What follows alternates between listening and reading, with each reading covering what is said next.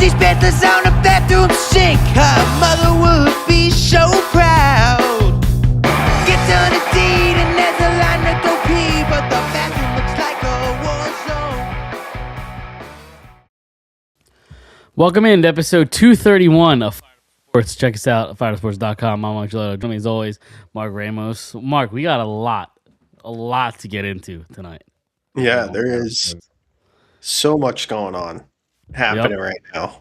Playoffs, Phillies, all kinds of stuff. NFL draft, there's all kinds of stuff. Yep, NFL draft. The Phillies made the move, that everybody was kind of expecting to happen. They did it today. The Flyers just can't finish off the Pittsburgh Penguins. And credit to the Sixers, they're trying like hell to make this a series. So, yeah, I guess where I want to start is, I guess, let's start with the Philly stuff because that's obviously still fresh and new, and it just happened today. They fire Rob Thompson. Again, I just want to remind everybody what I said last week. Not to toot my own horn, but on April 21st, I said 27th would be the day. 27th came and went. I was a day off. I apologize. I don't have some sort of crystal ball here. But April 28th was the day Rob Thompson gets fired. Don Mattingly steps into his role as the interim manager. I guess are you surprised? My guess is probably not. Do you think it makes sense? Are you happy with Mattingly being the guy? You kind of called it from day one, honestly, that this, if Thompson was to go, that Mattingly probably is the guy. What are your thoughts right now, sitting here on Tuesday, April 28th? The Phillies have a new manager. Yeah, no, I think it wasn't surprising necessarily because I kind of, like you said, going back to the wintertime, I was like, if they stumble out of the gate here, there's going to have to be some. The Phillies already made their bed with the lineup and stuff. Like, you see a lot of that, right? Like, with the discussion and all. It wasn't Thompson's fault that this happened the way it did. Nobody, I don't think anybody's is naive enough to believe that it's just on one guy. But if you want to send a message to your clubhouse and to your team that, hey, this is not, we got to get back on track here. There's only so many buttons you can push. And so I'm not surprised. I'm not surprised that ended up being the case. I'm also not surprised Mattingly is stepping in. Something Dombrowski said today in his press conference was that, I think even if it were the case, he wouldn't say it. But today he had said that, going back to the offseason, the Phillies hiring Mattingly really wasn't the reason. Like, they weren't hiring him thinking that they were going to have to fire Rob. But I think that they wanted to have an in-house plan, though. Yeah. Yeah, it's not necessarily surprising. Did you watch any of the press conferences? I watched the whole thing. Although I have a gripe with, was it anywhere else other than NBC Sports Philly? It's the only place I saw it on. I saw it on their YouTube channel. And for whatever reason, I don't know if it was just a me problem or if it's just to everybody. It was so quiet. I had my volume yanked all the way up, and I still couldn't hear a goddamn thing. So I don't know if that's a me problem or if it's a them problem. I'm going to go ahead and say it's a you problem just because you have so many issues with audio on this show. And that's probably not true. I imagine that it's a widespread thing. It's not just on this show. It's a lot of different. That's fair. That's fair. But yeah, I had my AirPods in and I had the volume cranked all the way up and I couldn't hear a thing. It was very quiet. I tried help, but I did get most of it. Yeah, I put my headphones on too for it, so it must have been low. Yeah. But yeah, I mean, Dombrowski had said in there was some of it's kind of all front office speak. He does not look like someone though that looks like he's worried about his position, and I feel like he should be. Yeah. Yep. Yeah, and I'm sure we're gonna talk about it on one point, and we can kind of dive into it now. But Tim Kelly asked a phenomenal question about why Phillies fans should have faith that he's the guy to kind of lead this front office. and with one of the most smug answers I've heard in a very long time from a guy in his position, basically laughs it off and said, "I'm not getting into that. You can answer that yourself." And Yeah. like you're a 9-19 baseball team with, we criticize Middleton for like lack of spending, but they're still a top 3, 4, 5 payroll in baseball. You're paying a ton of money all over the field, all over your pitching staff, and you're 9-19. Yeah. You're one of, if not the worst team in baseball so far for the first month or so of the season. Um, there should be heat on you. Like I think that is a fair, legitimate question to ask. Hey, why should Philly fans still have faith in you? You're now what 5-6 years into your tenure, and it's kind of going backwards every year. The trade deadlines have been kind of a clusterfuck, never getting better. Like I think it's a fair, legitimate question. Yeah. No, I thought Tim did a great job as just point blank, asking him that. And I thought there was an opportunity as well for Dombrowski to kind of like maybe kind of try to like extend an olive branch to the fan base in that sense where he could have flipped that question in a way like, hey, like we think Mattingly's the guy. We had to make this change, and we're gonna try like hell to get this thing turned around. He could have spun that question. Instead, he kind of, he kind of scuffed at it, and Yeah, and it's almost like that was your opportunity also to take like an ounce of accountability, an ounce of responsibility for what's happened so far early in the season. And while I don't think he put the full blame on Rob Thompson because I think he's really liked as a person, and I don't think him or the organization would do that.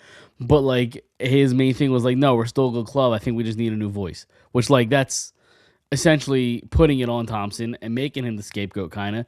But like there was nothing at all in that press conference that suggests Dave Dombrowski, thinks he has any accountability in this so far. Zero. yeah, and it's like you said already. I mean, you were talking about what the fourth highest payroll in baseball, and you're one of the worst teams in the league. Like there's quite literally nowhere else. There's like no worse place to be in baseball, and and you're the architect of all of it. Like so, I mean, he can't be long for this if this continues, or they don't play. If they don't reach a certain level for long enough, like if water doesn't find its level for this group at all this season, and we're kind of like just hovering around 500, I mean that's a colossal failure. And I mean, according to Bob Nightingale, who's pretty tapped in, he's a pretty reputable source. His sense on it is that he thinks Dave Dombrowski has a job for as long as he wants it.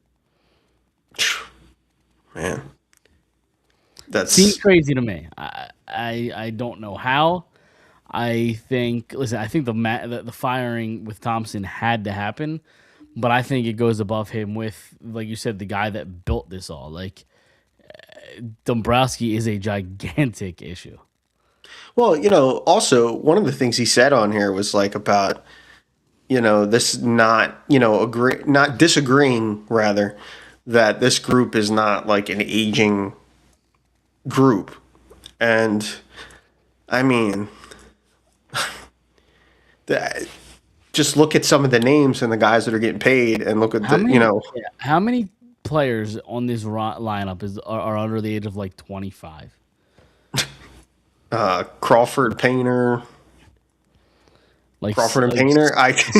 like how old's Stott and Bohm? They're like what 25, 26? Like they're hovering right around there, I guess, unless they're a couple years older than I'm thinking. But like that's it.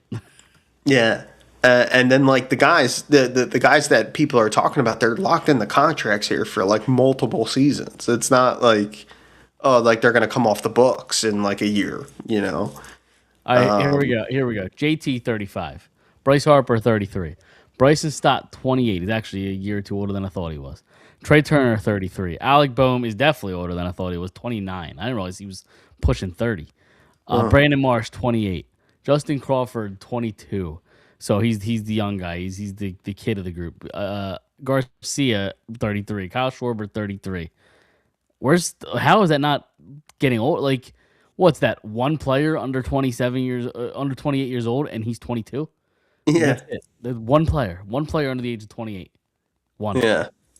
So I don't know what he was talking about when he said Yeah. that. And then you go to the pitching staff: Sanchez 29, Nola 33, Lazardo 28, and then you have Painter in there 23, and then Wheeler 36. Like, there's one young guy. what are we doing? So I don't know, and that was a bad look. I didn't really like anything I heard in that press conference. I thought it was also kind of strange that like Thompson did one. Like it's rare. Like I feel like that a guy does one on the way out. Yeah, I've seen it done before, but it's not necessarily the norm. Yeah. Yeah. So, and I know the Phillies. The Phillies really respect him, and he sounds like a great. He sounds like a great guy. And but I mean, like, it's a business, and there are this. Thank you, Doug. I appreciate that, man. But no, yeah, it's like one of those things, and it just like there's only so much you can do. I've been saying here for a little while, like it's an age old saying because it's true, but it's like you can't fire the players. Like Yeah. guys come out and they have nothing, they can't do anything but try to figure out how to win now and turn the season around because like what else do you do? Like and we'll have to reassess it, and I'm sure they will reassess it, come the All-Star break / deadline time, and we'll see where we go. My hope still is that as the weather gets warmer, the bats will warm up and they'll start hitting a little bit more. But we've seen these swoons with this team, like Yeah. like for a while now, where they just we said it before on the last show, like they go these like collectively they all go cold at once. Yeah, I've never seen anything like that. So, but I think I think Mattingly, he has an opportunity basically to do the same thing that Rob did. Take the team over. You're playing some teams that maybe you feel still like on paper you're better than. Maybe you can kind of start stringing some wins together here, which is basically what happened when they fired Girardi and hired Rob. It was, that was at a time where there was kind of a perceived soft spot in the schedule. They were playing a bunch of, bottom cellar dwellers, and it was able to kind of help the team build some momentum. So maybe that's something they do here. And we'll see what happens. I think last time I checked, they were winning tonight. So They won 7-0. So 7-0. Okay, the firing worked for one game, I guess. one game. Yeah, We'll see what happens. I don't know how much I really expect it to. Like, I don't know how much I expect it to make this team better. Or how much I expect them to improve. At the end of the day, like you said, the manager doesn't swing the bat. The manager doesn't pitch. The manager, like, I don't know. Like, do you need a new voice? Like, I don't know if a voice is having a different approach on Bryce Harper or Trey Turner. Like, I don't know how much it matters. Yeah. Again, it had to happen, but I just don't know how much it matters. Well, I mean, also like how did Kevin Long survive It's a great this? question. And I think pretty much they had asked Dombrowski. I think according to Dombrowski today, like they had asked Mattingly if he would, where he stood with Long, and he said, "Yeah, I want him." So, I mean, I don't know that I would have left that up to him. I think I would have, kind of like aligned some guys for him. But because they made some changes at like a base coach and stuff like that. Some guys from Lehigh Valley are going to come up and fill those roles. So, but yeah, I mean, like, how does he's been highly scrutinized, at least by the fan base, and he has survived that. So I don't, Yeah, I don't really understand that. Yeah, because the last handful of years, it's like every year we're talking about how the team just collapses, like in terms of hitting. They can't hit the ball. And what's the common denominator? Sure, the players, for the most part, the lineup's been basically the same the last handful of years. But like also the pitcher coach has also been the same guy.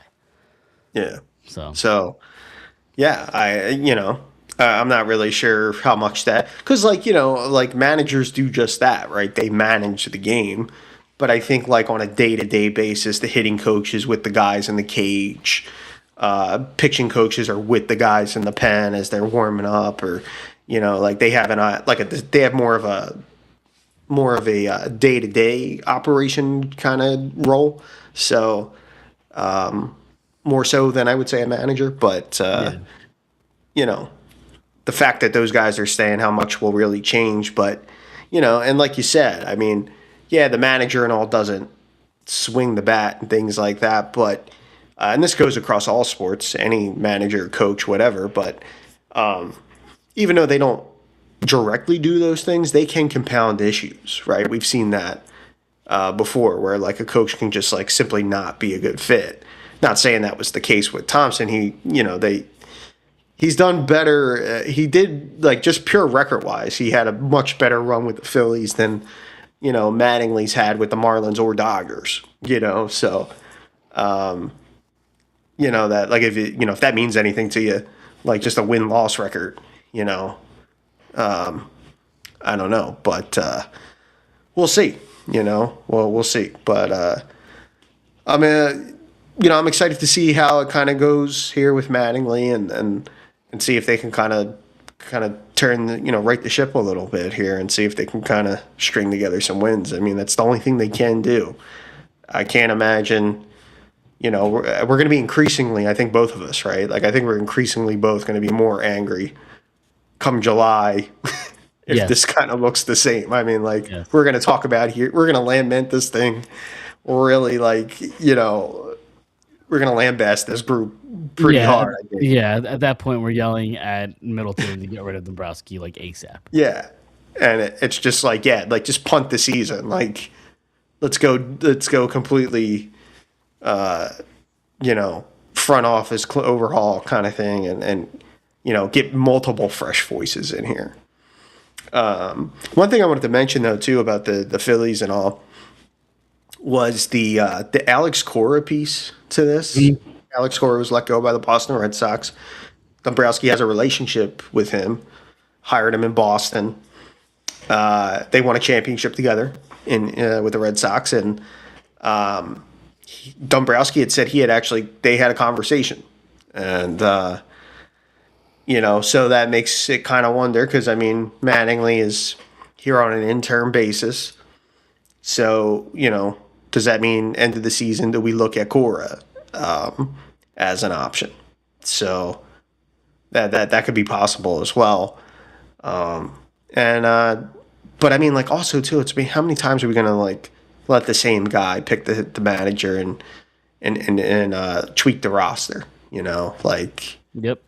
At some point you need a fresh voice too. Like, you need a fresh set of eyes on this too, and because it's gonna be like. It's going to end up being like a hodgepodge of guys, like at some point, like the roster. Like we talked, like if the Phillies are going to filter in more young players, well, a lot of these guys on these long-term contracts, they're not going to be going anywhere. And they're probably going to still be in the roles that they're in, because you're paying them. So then it's just going to become a group like where it's like just this weird group of young guys and vets. So, And you also use the term young guys.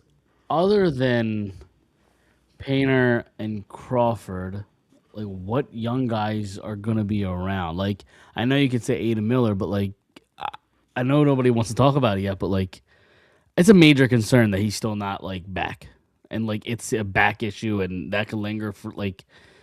I think it's Ada Miller at this point. I think is a gigantic concern injury wise. Yeah, I mean, like hurting your back, I mean, at any age would seem to be a big concern, right? Like, so, but, today, I mean, Dombrowski said they still see him as a future star. So, I guess it depends on if you trust their evaluation or not. Yep. you know.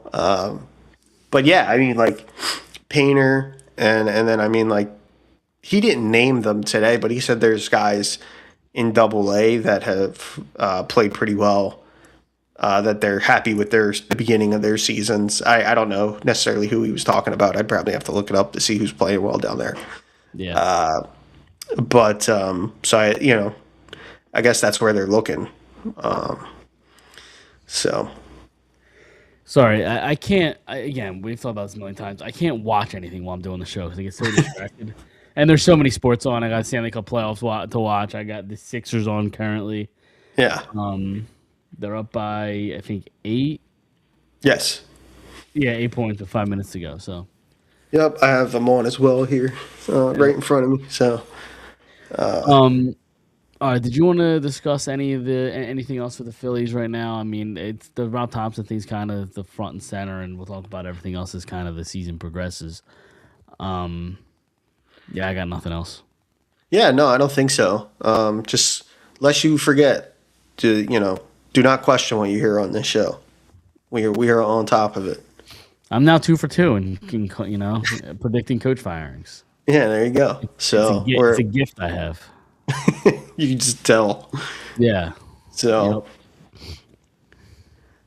so yeah, nothing else on the Phillies. I don't think. So we'll just see if it does work, if they can get it turned around. Yep.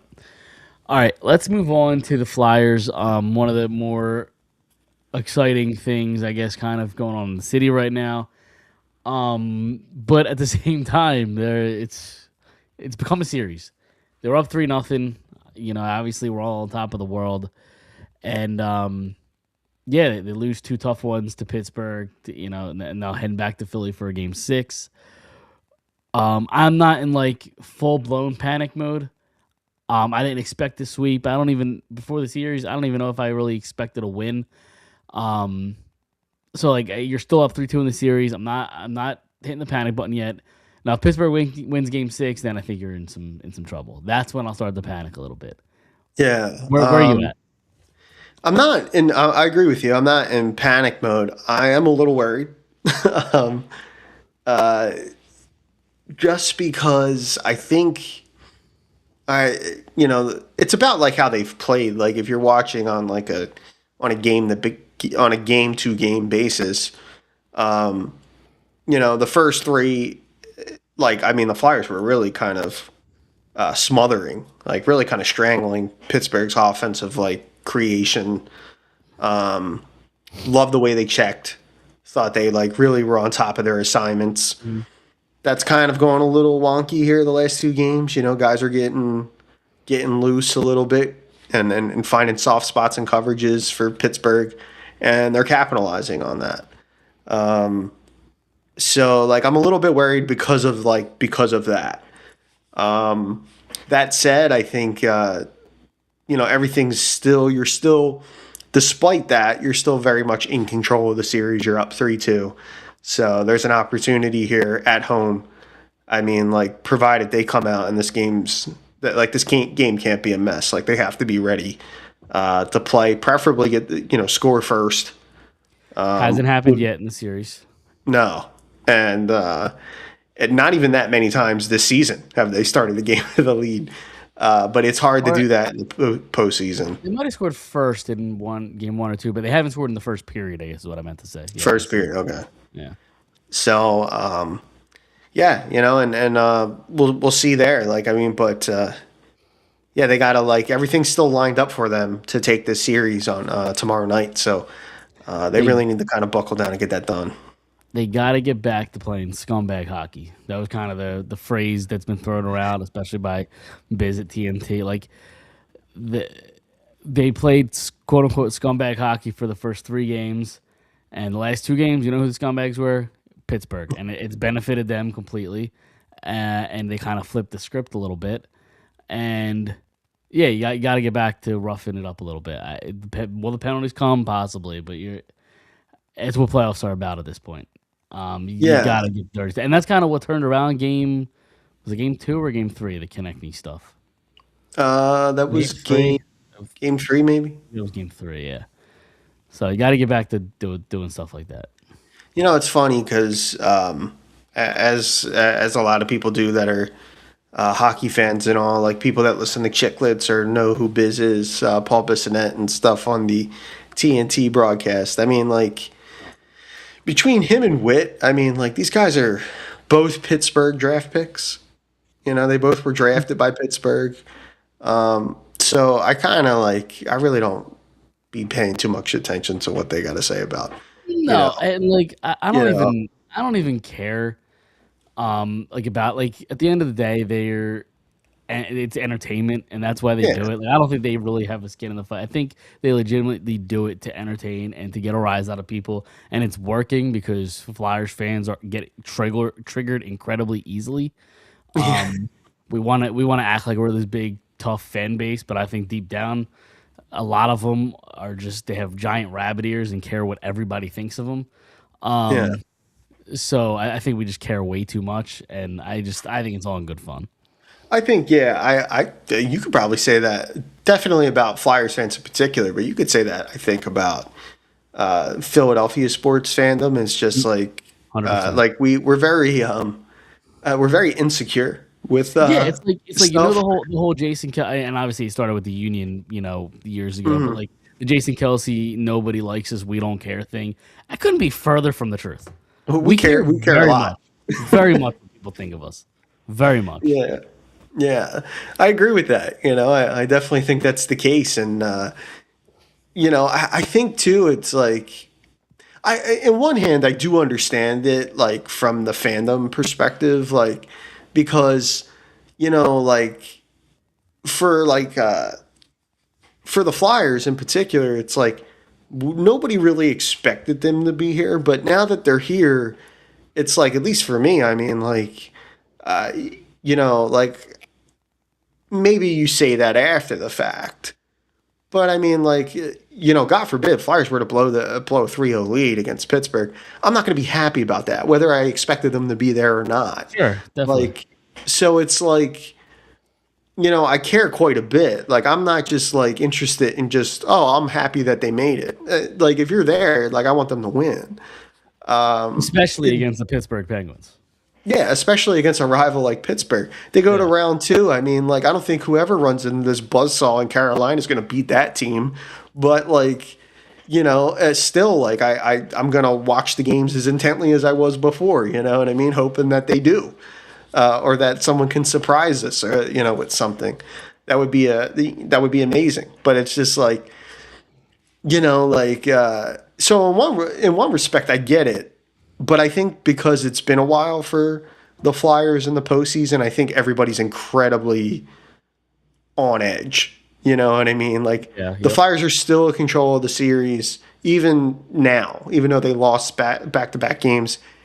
Just like it's really hard to sweep a team, it's very, very hard to reverse sweep a team. Yeah. So,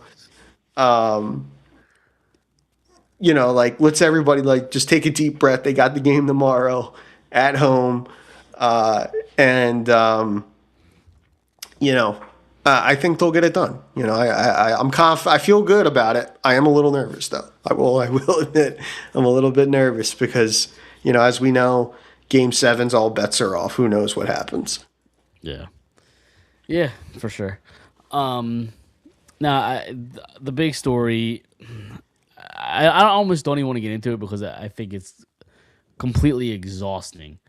But anytime Matvey Michkov gets benched or sat or whatever, it's gonna be all over the internet. And maybe that's my problem for like looking at the internet because, especially like Twitter, it's a giant cesspool. But he obviously sits game 5. By all accounts, my guess is he sits game 6.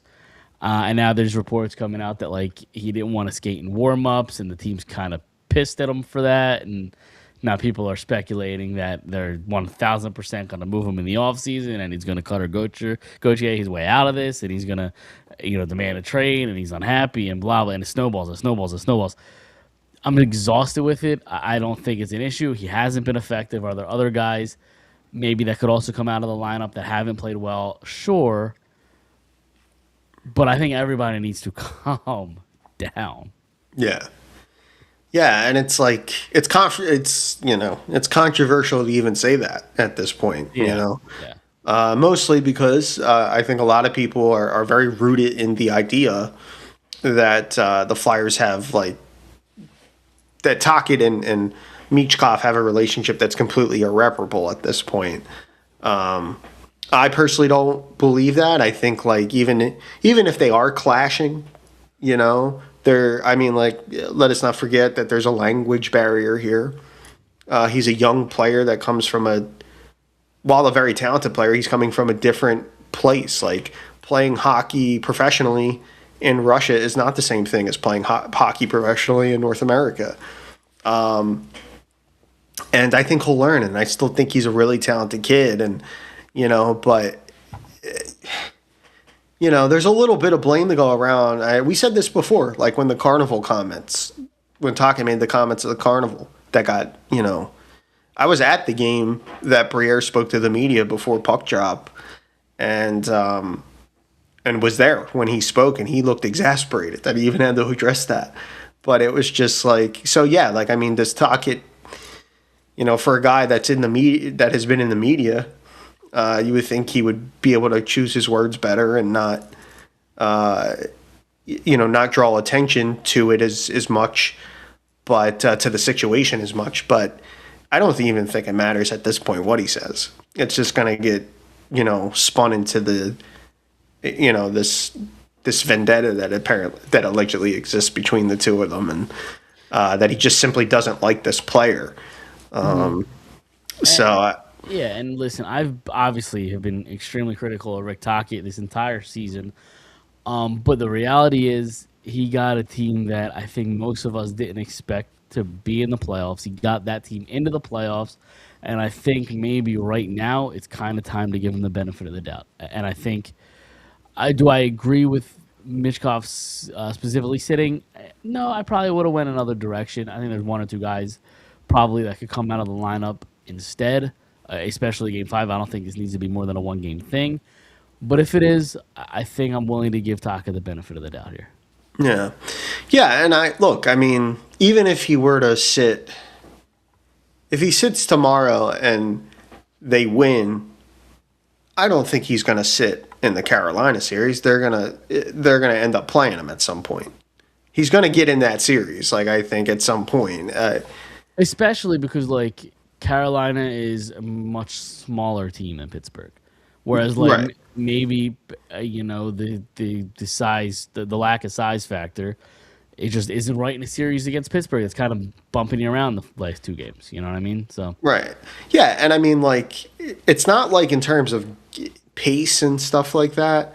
Like, and this goes for too. Like, I mean, I've seen a little bit about like Tyson Forrester, who I also don't think has played very well in the last couple games, and you got to remember too, like even if the Flyers were to take Forrester out of the lineup and plug Michkov in, that's not the end of the world either. But we also knew coming in to like Forrester came back very quickly from that shoulder arm injury that he had. A lot of us had written him off for the season, when that happened. Flyers make the playoffs, of course, or at least pushing for the playoffs. He comes back. Maybe, Tocchet had kind of speculated on this, that maybe Tyson had hit a wall a little bit. So there are guys are going through it. Yeah, and here's the problem with sitting a guy like Forrester. And yeah, Forrester hasn't played great, and maybe has hit the wall because he's not in game shape, so to speak, because he just came back and he ramped up for the playoffs, and playoffs are a whole nother beast. So maybe that's a factor. But the problem with sitting a guy like Forrester is like, if you're not going to be effective and you're not going to score the goals and points, at least do other stuff. Right. Tyson Forrester plays good defensively and is on and plays penalty kill time. Whereas like Matvei Michkov is not doing that. He's not playing penalty kill time. He's not going to be great in the defensive zone. So at that point, in a playoff series, like Tyson Forrester just gives you more. Now maybe Barkey would have been the guy that came out instead, but then he scores that goal, and they're not taking him out, game after scoring a goal.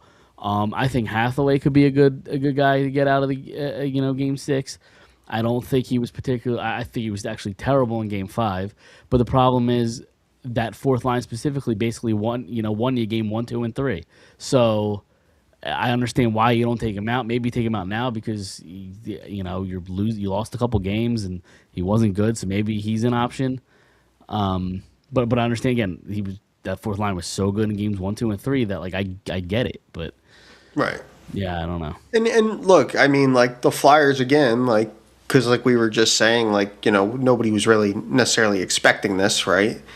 The Flyers are still very much a work in progress, right? Like this team they have a glut of wingers. They still have a dearth of centermen at the center ice position, especially guys that can kind of like are more offensive minded.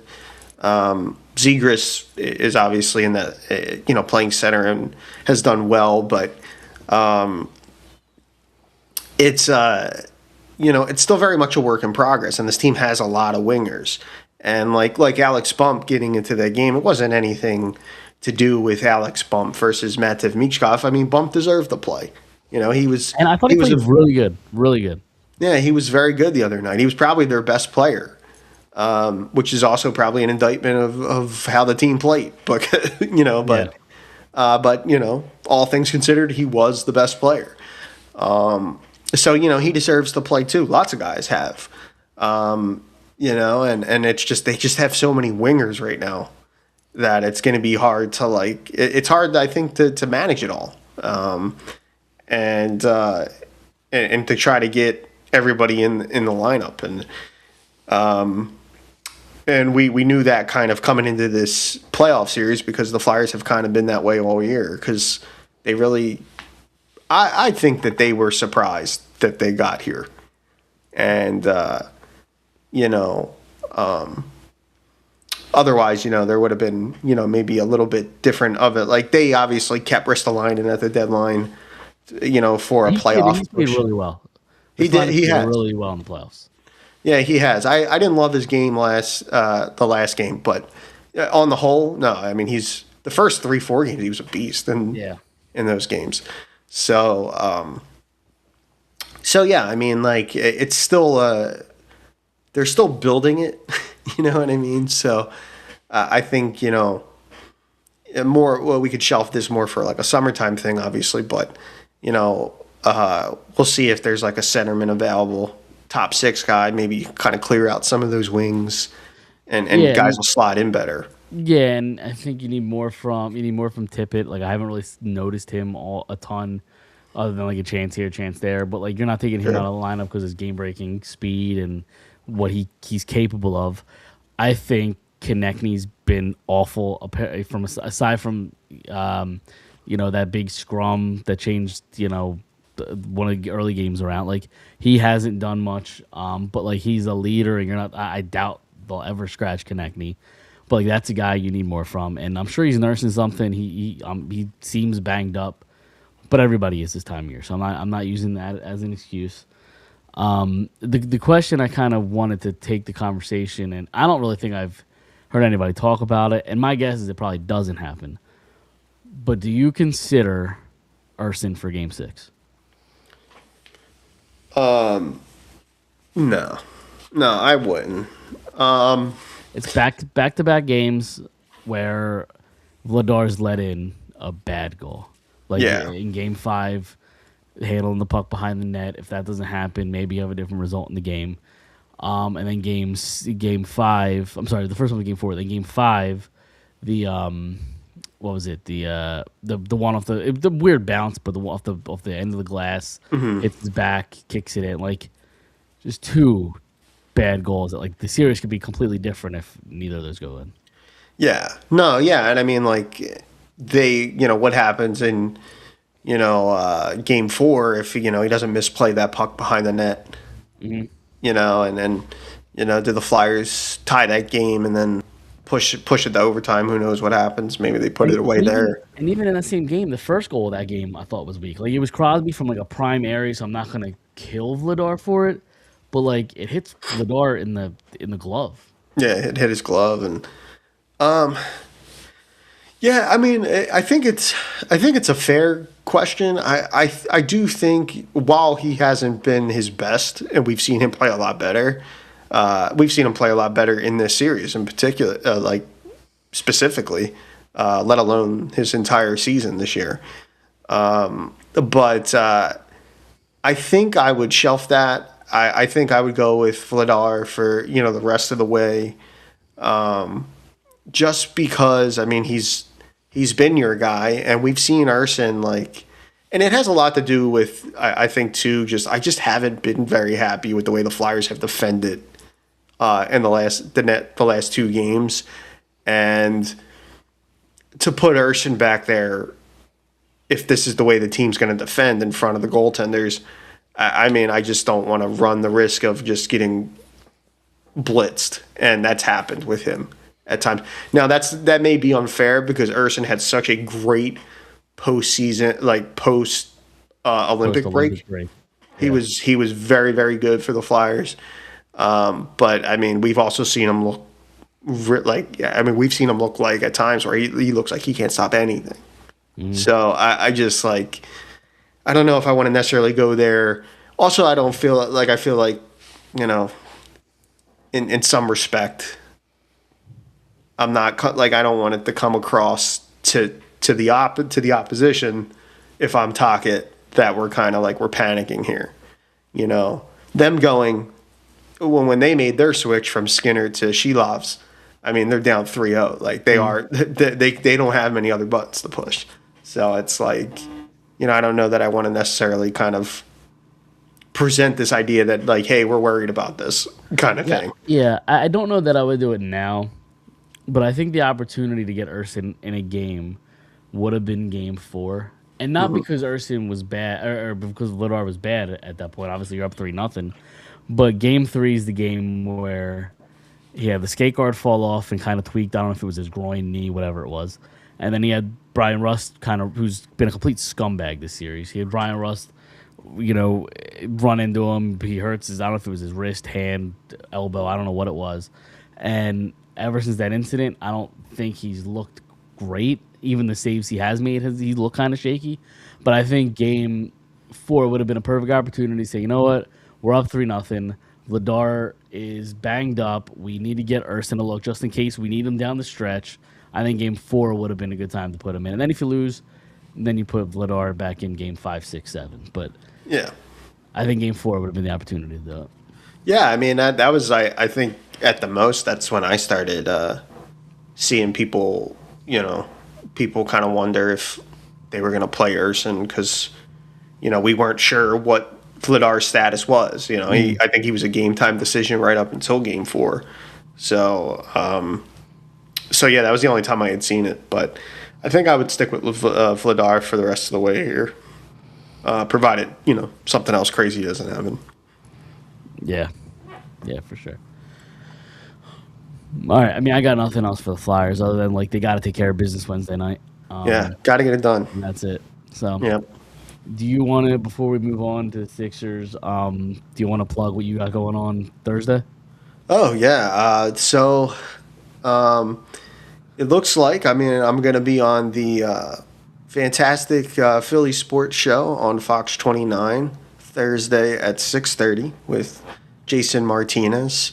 And I believe he has another co-host, but I spoke with Jason, and I'm going to be on as a guest to talk about the Flyers like we do here, and like I've been covering on the website for the last couple seasons. So it's a half-hour show. It looks like it's supposed to be like a fun, uniform, light kind of deal. So I'm really excited to do that. And if you're here and you check out this podcast, you should come check that out too. Absolutely. Is that live or is that pre-recorded? So it's live in studio, I'm pretty sure. Okay. So nice. Yep. So I'm still waiting on some details about that, but I was asked to do it. I agreed to do it. So it looks like Thursday's the day we're gonna get that together. And hopefully you're talking about a Game 6 victory and not like what ifs Game 7s. You know what I mean? I would love to go in Thursday talk pre round 2 preview. That would be my ideal. Yeah. I'm gonna prepare as if that's the case. Yes. If not, I don't know what's gonna happen. Because if there is if Game 7 were to happen, I'm also I have a request out for to cover the Union on Saturday, and that was before this series got to this point. So I may end up Same having times? well, I think I think the Union's like a 7:30 start. Oh no. So, yep. So I'll be checking quite a bit my phone and stuff like that if that ends up being the case. So I was gonna say, is it unprofessional to be in a press box and watching the Flyers game? I other people will be. I 100% know Yes. other people will be. People will be following along. Yes, So if I'm not, I'm sure I could get the word from somebody else. definitely, But, definitely. hopefully it doesn't get to that point. But Let's hope not. yeah. People were panicking after Game 5. Game 4. I couldn't imagine what people are going to be like after Game 6 loss. So. Yeah. So All right. Real quick to wrap it up, let's talk a little Sixers. They win. Big win. They down the stretch played their balls off.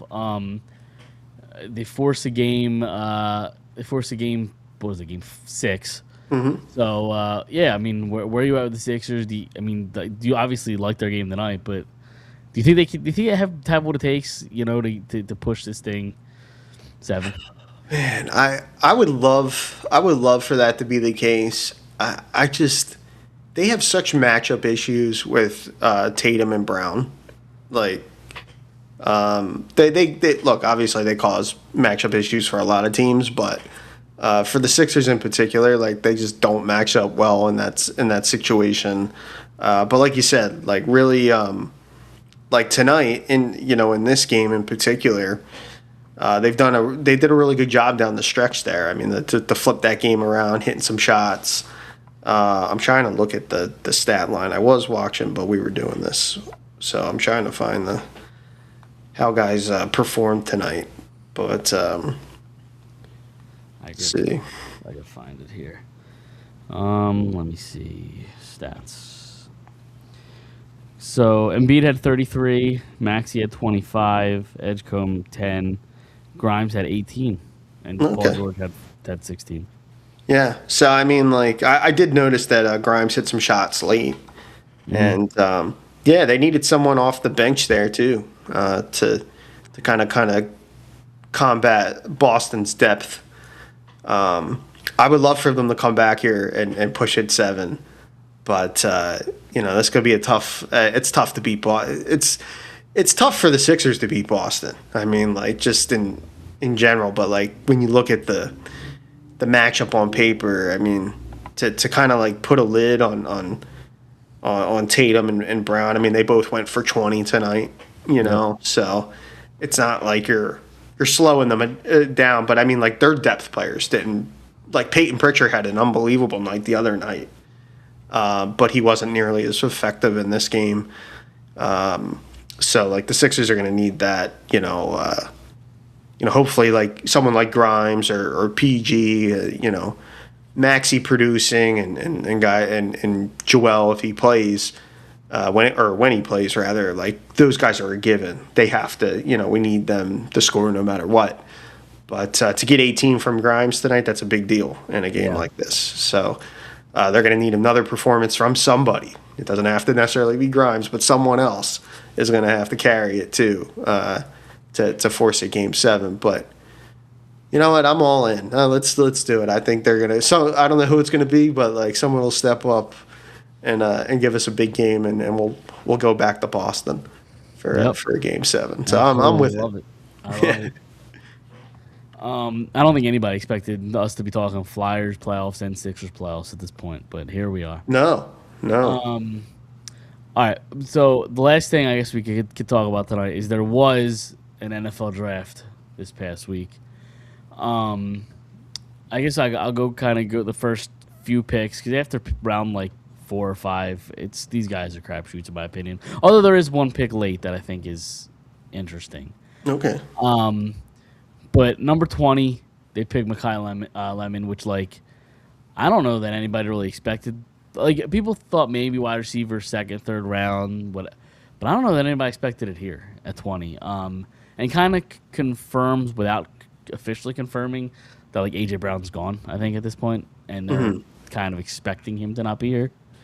Yeah, it feels like that. Just the way that the way their wide receiver room's kind of shaken up. It's just like there's just so many bodies now, so it's like it kind of feels as if they're preparing for that.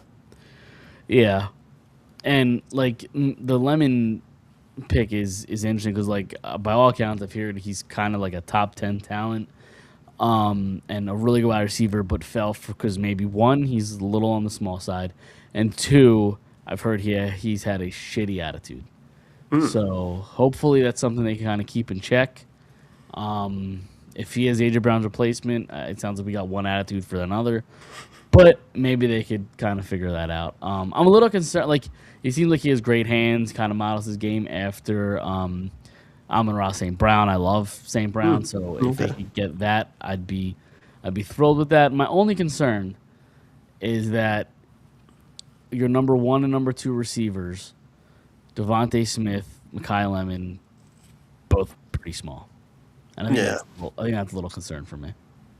Yeah, they don't have like especially if like AJ's on the way out, they don't have that like physical outside threat. No. Like I kind of think of Smith more as like kind of like a finesse route runner type of receiver. So they would miss that element. But I also like I've read a lot of good things about like Eli Stowers, and for example, he seems like he's another like really gifted young guy. I think he won the Mackey Award too for like the best tight end in the country. So like I mean maybe he's somebody who can kind of step in and give you something on the offensive. Pulling some catches or give you some of that physical presence in terms of like if you don't have an AJ Brown. I mean, it's going to look different, obviously. Yeah, and like it's no secret that kind of in the next year or two they're going to phase out Dallas Goedert. Like I think they sign him for another year, but like how much longer is he going to be an Eagle? Stowers, however you say his name, is going to kind of step into that tight end role, and maybe we see even a lot of two tight end. Play calls and sets, this season with Stowers and Dallas Goedert. So I would love to see it. I think that could actually like benefit, when we look at like what works for Jalen when he's on his game, him and Goddard have a pretty good rapport. And so I would love to see like some packages with two tight ends out, both guys that could catch the football. I think that would be, that could be tough for defenses to cover. And then, like when you look at the options on the outside, and the depth there, even with or without AJ Brown, with the depth on the outside, I think that could be a little bit, that could give them a really nice, like a different look. And I think that was really this past year my big my big issue with this offense was like we just didn't have enough, we didn't have enough like exotic looking packages out there. It was kind of simple and vanilla in terms of how we were using guys. So two tight end sets, I'm all about. I would love to see that. Yeah. And then they drafted Markel Bell, tackle out of Miami, who I don't know a ton about, but like gigantic, just a giant, humongous individual. Yeah. And I am a little surprised that in this draft they only went 2 offensive linemen. I thought it would be an offensive lineman heavy draft for them, but only 2 they selected out of this class. Yeah, and I think there was how many were taken in the first round? Do you know? Like I feel like there was a couple in.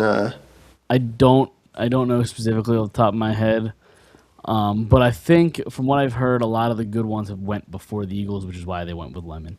Right. So yeah, I mean, I mean. I don't know a lot about Bell either, but I know, like what a monster he could be fun to watch if he gets some playing time this year. Yeah. Just by how massive he is, especially if he can come in and actually carve out a role. 5 offensive linemen went before the Eagles, and then 6, 7, 8 total in the entire first round. Wow. Yeah. So yeah, I mean, like it's still.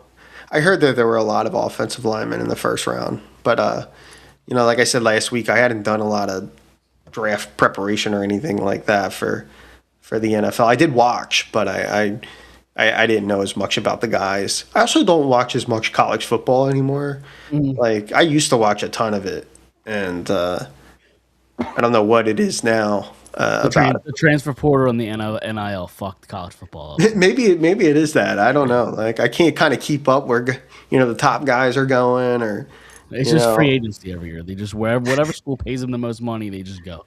yeah. There's So no loyalty to a school, nothing.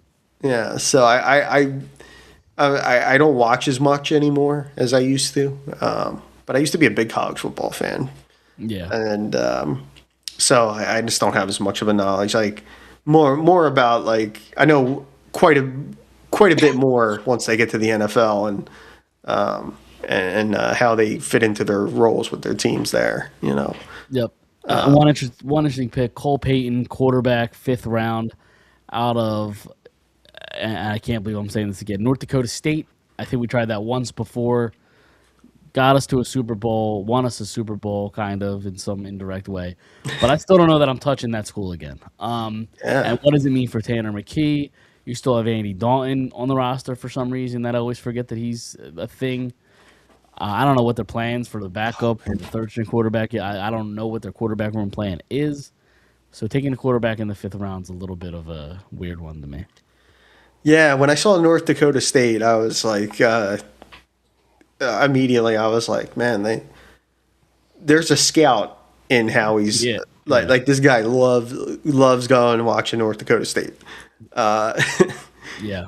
So they have to have some kind of like indirect connection there, where they like someone may have reached out to them. Oh, you got to watch this kid play, something like that. But yeah, that was a weird one. Especially like you said, like the quarterback room's getting crowded now. But yeah, it's weird how it works in that regard because McKee's been so like McKee's gotten a lot of great press in Philadelphia, and then like now there's another QB in the room and like another younger quarterback in the room, and it's like, well, where does he fit now? A year ago, it was like he was like the best backup you could have in the league. And it's like now it's like we're not even really sure where he fits when you're using a 5th rounder to take a quarterback. So. Yep, and then the weird one, I don't even know how to pronounce his first name, so I'm probably gonna butcher it. Yoar Bernard, from Nigeria in the international player pathway. He is 6'4", 306 pounds, 6% body fat, and runs a 4.63 40-yard dash. It's horrifying. It really is. It really is. 21 years old. Just an absolute physical specimen. Like, ridiculous. Yeah. So. Yeah. And I mean, like, the pathway program has actually turned out, I think, some players at times. Like Mailata. Yeah. So, some guys have been able to come through there and just their physical ability, even if they don't play a lot of or haven't played a lot of football, somehow. You want to say a lot of football? He's never played a snap of organized football. That's incredible. Never. He was noticed. The funny thing, he was noticed by a coach playing basketball. He was playing basketball, and that's when somebody noticed him, basically. Yeah. And said, I think you should be a football player, I guess. Yeah. But never played a snap of football and got drafted in the 7th round of the NFL draft. Well, yeah, I mean, like, look at what's his name. Look at Joel Embiid. Like, he hadn't played organized basketball until he was like a teenager, and so it's interesting. I mean, like, it's definitely something that you can do now, but it's like, I mean, yeah, like the physical ability is like really something else. It's like. So I'm interested to see how that ends up working out for him and working out for the team. I mean, It would be the Eagles and Howie to be like find another gem there. Yeah. a guy that hasn't even played much football or any football. Yep. So, all right, that's all I have really for the draft. We'll see what happens with the AJ Brown stuff. Every report says he's going to be dealt June 1st. I've heard a 2028 first round pick is kind of the price that it's going to be. So we'll see what happens in June 1st. I'm kind of tired of talking about AJ Brown until that happens, to be honest. But We forgot about Greener too. They traded for yes, they did. I forgot about that. Yes. yeah, and another nice piece of business for Howie. They basically traded Jalen Phillips for Greener. I mean, it was basically the same contract essentially. So. Yeah, and he does stuff like that all the time. It's like hard to be surprised now, Yeah. like he finds out a way and to make it all fit under the cap. I mean, he's a master at that. And but yeah, I mean, like, I guess that's the next thing, right? I mean, like, I can't believe we're still, like you said about like the AJ Brown thing. I mean, it's April. They're saying June. Yep. And it's just like I can't like there's just so much of it out there. Like he's like we've talked it to death. Like at this point, and it's like whether he goes or he doesn't. I mean, like it's just such a long time. Yeah. You know what I mean? To in between when it's supposed to happen or whatever. Yeah, I feel like we've been talking about this since like February. Yeah. Like February to June. People, I mean, like, I saw on Twitter, like, people are, like, looking at videos from the season with him and Sirianni and, like, trying to pick more stuff out of the videos of, like, their interactions and stuff like that, which, I mean, like, context is always context is important, obviously. So, like, knowing what we know now, yeah, it looks a lot worse, now with the, when you look at the rumors and all that stuff that have been out there. But, who knows, man? I mean, guys get competitive and stuff like that. I don't know that I don't know that like really affects a dressing room in that way, but I guess that it does. And it's just that part is hard for me to believe. I think I've said that on this show before. How difficult it is. How it's hard for me. It's difficult for me to believe that, especially with all the success they've had here, and what would he be so upset about at this point? Yep. You know what I mean? Like you're a top player on like a Super Bowl caliber team. Like, how much your life's not terrible. No. You know what I mean? Nope. So I don't know. I don't get that part. Yeah, I don't get it either. But like at this point, I think I'm just ready to kind of move on. Like I'm tired of hearing about it, and until it happens, we're gonna keep hearing about it. Even if like June 1st comes and goes, and there's no deal, and we're just gonna hear about it until it happens.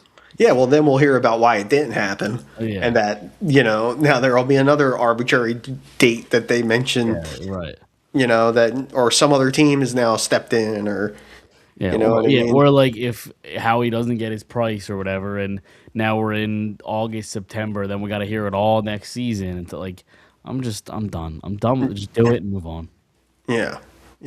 That's where I'm at too. It's exhausting, and you don't want it to linger either. You don't want it to be this like big dark cloud over a team that you have high aspirations for. That would be the worst case scenario. But it definitely feels like they're preparing for life without him. The way they're kind of building their wide receiver room, which is also ironic too when you think about like they brought in Elijah Moore, and Elijah Moore and AJ are apparently very close. So like you would think in one case, well, remember when they said AJ Brown and Jalen Hurts were really close when they traded for AJ Brown, and then now they don't like each other or something, or there's a rift between that. Like who knows? Like I don't know. I don't know what's going through any of their heads, to be honest with you. Yeah. And even if that's the case, I mean, it's still a business, Yeah. They always say that. So, you can't let it. Maybe you have a good relationship. Maybe you click with the person off the field, but on the field, you guys have butt heads a little bit. Butt heads, that's possible too. You know. Yeah. Yes, it is. All right, you got anything else you want to talk about before we get out of here? I don't think so. We got everything there. We There's think. a lot to talk about. If the last like month or two, it's kind of been quiet. Yeah. Things this week have ramped up to 1,000. So, Yep. Yep. They did. which is good for us. It means there's more to talk about. Better show. Yeah. We're gonna get out of here. Get out of here. That does it this week. Like us on Apple Podcast or subscribe on Apple Podcasts and Spotify. Go follow us on Instagram, Facebook, Twitter, the usual spots, and we will see everybody next week. See you then.